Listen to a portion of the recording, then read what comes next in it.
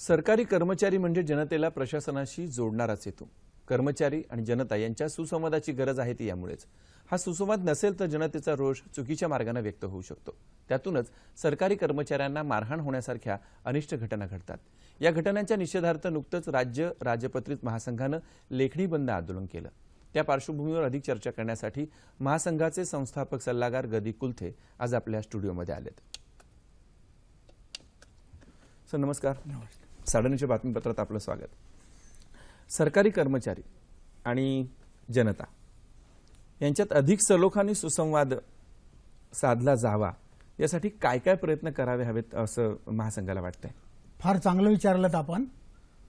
सरकारी कर्मचारी हा जनतेचा सेवक आहे आणि त्या भूमिकेतूनच अधिकारी कर्मचाऱ्यांनी कामकाज केलं पाहिजे, ही भूमिका आमची आहे। मध्यंतरी मुख्य सचिवांनी सर्व सचिवांना महिन्यातून काही दिवस मंत्रालयाबाहेर पडण्याचा सल्ला दिला आणि जनतेची गाऱ्हाणी समजून घ्यावेत। त्याच धर्तीवर आम्ही सुद्धा सर्व अधिकाऱ्यांना विनंती करतो आहोत, सल्ला देत आहोत, आग्रह धरीत आहोत की त्यांच्याकडे जे काम आहे त्याबद्दल जनतेला माहिती देण्यासाठी त्यांनी जनतेमध्ये जावं। ते जनतेमध्ये गेल्यानंतर जनतेच्या समस्या त्यांना समजू शकतात आणि त्या समस्या सोडवताना शासनाची जर का काही अडचण असेल ती सुद्धा जनतेला समजू शकते आणि एक आपलेपणा त्यामधून निर्माण होऊ शकतो। आम्ही सुद्धा जिल्हावार ज्या बैठका घेतो त्या ठिकाणी नागरिक जे येऊ इच्छितात त्यांना सुद्धा आम्ही आवडीने स्वागत करतो आणि त्यांना सुद्धा जे काही प्रश्न विचारायचे असतील ते परवानगी देतो आनंदाने, म्हणजे त्यांचे प्रश्न आणि गाऱ्हाणं आम्हाला त्या ठिकाणी समजू शकतं। हे सर्व करत असताना अधिकाऱ्यांच्या काही समस्या ज्या असतात ना त्या सोडवण्यासाठी, कर्मचाऱ्यांच्या समस्या सोडवण्यासाठी शासनाने एक संयुक्त विचारविनिमय समिती मुख्य सचिवांच्या अध्यक्षतेखाली निर्माण केलेली आहे। या समितीमध्ये 11 सदस्य सचिव असतात आणि 11 महासंघाने नियुक्त केलेले सभासद असतात। त्यातून सुद्धा हा सलोखा फार चांगल्या पद्धतीने निर्माण झालेला आहे।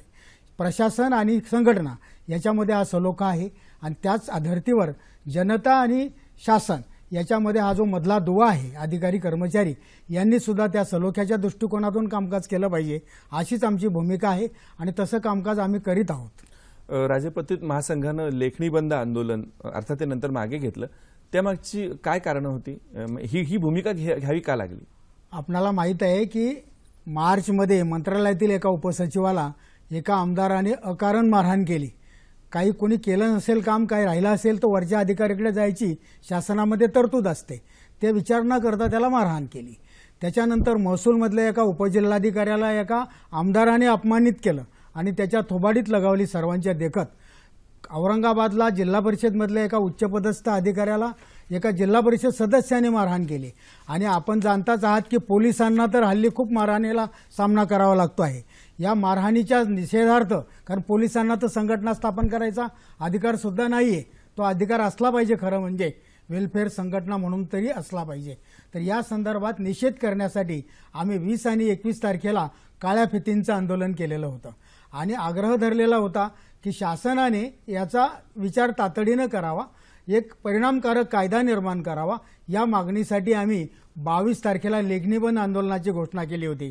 मला या ठिकाणी सांगायला आनंद वाटतो की मुख्यमंत्र्यांनी स्वतः या आंदोलनाची दखल घेतली आणि परदेश दौऱ्याच्या अगोदर 16 तारखेला महासंघाच्या पदाधिकाऱ्यांना बोलून घेतलं आणि त्या ठिकाणी सांगितलं की हा प्रश्न तुमचा फक्त नाही तर आपला सर्वांचा आहे आणि यासाठी मी ताबडतोबीनं बैठक घेतो आहोत। निश्चितपणे परिणामकारक कायदा आपण करू आणि त्यासाठी त्यांनी 28 तारखेला बैठक सुद्धा बोलावलेली आहे। त्यामुळे आम्ही 22 तारखेला लेखणीबंद आंदोलन करण्याचा निर्णय रद्द सुद्धा केलेला आहे। लोकांमध्ये रोष असतो, तो बऱ्याचदा कसं असतं की तुमची भूमिकाच लोकांपर्यंत पोहोचत नाही, पारदर्शकतेचा अभाव असेल, लोकाभिमुखतेचा अभाव असेल, तर हे प्रशासन लोकाभिमुख आणि पारदर्शक व्हावं यासाठी काय व्हावं असं आणि त्या दृष्टीने काय प्रयत्न काय चाललेत का? प्रश्नच नाही। या बाबतीमध्ये शासनाचे आणि प्रशासनाच्या प्रयत्नाबरोबर अधिकारी महासंघाचे सुद्धा प्रयत्न सुरू आहेत। त्यासाठी आम्ही कार्यसंस्कृती अभियान राबवतो आहोत। आपणाला पगार मिळतो तो काम करण्यासाठी मिळतो, जनतेने भरलेल्या करामधून पगार मिळतो।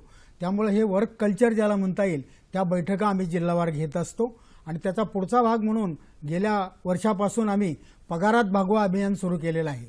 अधिकाऱ्यांचे, कर्मचाऱ्यांचे पगार फार भरमसाठ नसले तरी ते सध्या समाधानकारक आहेत। हे विचारात घ्या आणि जनतेची कामं झटपट करा, लवकर करा आणि काही आडमार्गाने तुम्ही काही अपेक्षा ठेवू नका. हे आम्ही अभियान सुरू केलेलं आहे. त्यातूनच पारदर्शकता येणार आहे. त्यामधूनच अलीकडे बघा माहितीचा अधिकार आलेला आहे. त्या अधिकार राबवतायत आमचे अधिकारी, आमचे कर्मचारी आणि त्याचबरोबर आता सेवा हमी कायदा आलेला आहे. इतक्या दिवसात इतकी ही सेवा केली पाहिजे. प्रत्येक खात्यामध्ये ह्या काही निश्चित केलेल्या सेवा आहेत. ह्या सुद्धा सेवा ताबडतोबीने द्याव्यात, त्या ठराविक कालावधीमध्ये द्याव्यात आणि आतापर्यंत तरी कोणालाही दंड लागलेला नाही. त्यामुळे अधिकारी कर्मचारी या सेवा प्रामाणिकपणे करायला सुरुवात केलेली आहे. सरकारी अधिकाऱ्यांची विश्वासार्हता वाढावी यासाठी महासंघ काय करतोय? निश्चितपणे सरकारी अधिकारी, जसं सह्याद्री चॅनल आहे, इथल्या बातम्या ज्या आहेत ह्या अधिकृत असतात असं सर्वांचं निश्चितपणे ही अनुभव आहे. त्याचप्रमाणे सरकारी अधिकाऱ्यांची किंवा कर्मचाऱ्यांची विश्वासार्हता ही वाढली पाहिजे.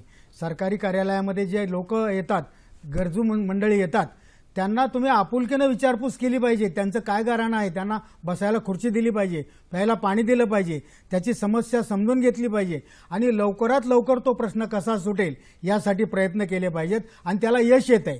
मोठ्या प्रमाणामध्ये अधिकारी कर्मचारी हे कार्याला लागलेले आहेत. मी आवर्जून सांगेल की 95% अधिकारी, 80% तर उत्तम प्रकारे काम करतातच, परंतु ज्यांच्यामध्ये काही उणिवा होत्या त्या दूर करण्याचा आम्ही प्रयत्न केलेला आहे. तो सक्सेसफुल होत आहे. 15% उरलेले ते पण काम करतायत. 5% अधिकाऱ्यांमध्ये काही अधिक उणिवा आहेत, त्या काढण्यासाठी आम्ही हा प्रयत्न करतो आहोत की आम्ही त्या अधिकाऱ्यांनी सुद्धा सुधारणा केली पाहिजेत, नाहीतर त्यांना सुद्धा निश्चितपणे शिक्षा होणार आहे. त्यांनी भ्रष्टाचार वगैरे बाबीपासून अलिप्त राहिलं पाहिजे. यासाठी आम्ही पगारात भागवा अभियान सुरू केलेलं आहे आणि ते आम्ही राबवणार आहोत. कर्मचाऱ्यांची कार्यक्षमता वाढावी यासाठी प्रयत्न होणं सुद्धा गरजेचं आहे. त्या संदर्भात महासंघ काही प्रयत्न करतो? वाढलीच पाहिजे कार्यक्षमता. आम्ही तर मध्यंतरी 5 दिवसाचा आठवडा, 60 वय अशा केंद्राप्रमाणे सेवा सुविधा आम्हाला मिळाल्या पाहिजेत आणि त्यातून आपोआपच कार्यक्षमता पण वाढणार आहे. कार्यक्षमता वाढवण्यासाठी रिक्त पदं भरली गेली पाहिजेत, कारण या वेळेला सुमारे 1 लाख पदं रिक्त आहेत या राज्यामध्ये विविध खात्यांमध्ये. त्यामुळे जनतेची कामं व्हायला उशीर लागतो आहे आणि शासन आमची कामं करत नाहीत अशी त्यांची तक्रार असते. त्यामुळे ही रिक्त पदंही भरली गेली पाहिजेत. ज्या काही सुविधा असतात आणि ते शासन देत आहे, विद्यमान शासनाबद्दल मला मान्य केलं पाहिजे की 7वा आयोग सुद्धा देण्याचं शासनाने ठरवलेलं आहे आणि या पद्धतीने तुम्ही काय विश्वासार्हता वाढवण्याबरोबरच कार्यक्षमता सुद्धा वाढेल. कार्यक्षमता वाढली आहे याची जनतेला जाणीव झाली पाहिजे. इथपर्यंत कार्यक्षम राहिलं पाहिजे अधिकाऱ्यांनी, कर्मचाऱ्यांनी आणि हे आम्ही सातत्यानं सांगतो आहोत. आतापर्यंत आम्ही जिल्हावार बैठका घेतल्यात, आता तालुकावार बैठका सुद्धा घेणार आहोत आणि त्याचा चांगला परिणाम दिसून येतो आहे.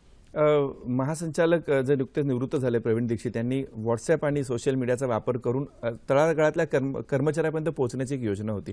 अशी काही योजना डोक्यात आहे? सोशल मीडियाचा वापर करावा आणि लोकांपर्यंत पोहोचावं, तळागाळातल्या कर्मचाऱ्यांपर्यंत पोहोचावं. याच्या अगोदर आपण जे प्रशिक्षणाबद्दल बोललात त्याहीबद्दल मी सांगू इच्छितो की शासनाच्या वतीने वर्ग 1 अधिकाऱ्यांसाठी यशोदामध्ये आणि वर्ग 2 अधिकाऱ्यांसाठी वनामती नागपूरला 2 वर्षाचं ट्रेनिंग ठेवलेलं आहे आणि या ट्रेनिंगमधून त्यांना प्रत्येक खात्याचा अनुभव सुद्धा दिला जातो आहे आणि त्या ट्रेनिंगमधून निश्चितपणे चांगला उपयोग होणार आहे. तुमच्या माहितीसाठी सांगतो, हक्कांच्या बरोबर कर्तव्यांची जाणीव ठेवा हे सुद्धा यशोदामध्ये लेक्चर्स देण्यासाठी माझी सुद्धा नियुक्ती झालेली आहे महासंघाच्या वतीने. हे सुद्धा मी या निमित्ताने सांगू इच्छितो आणि आपण फार बरोबर बोललात की प्रवीण दीक्षित यांनी ऑनलाईन सर्वांना सांगितलं काय अडचणी असतील, त्याच्या समस्या तुम्ही मला ताबडतोबीने सांगा आणि याचा खूप चांगला अनुभव आला की ज्या दिवशी अडचण सांगितली संध्याकाळपर्यंत ती अडचण दूर झाली असा अनुभव आलेला आहे.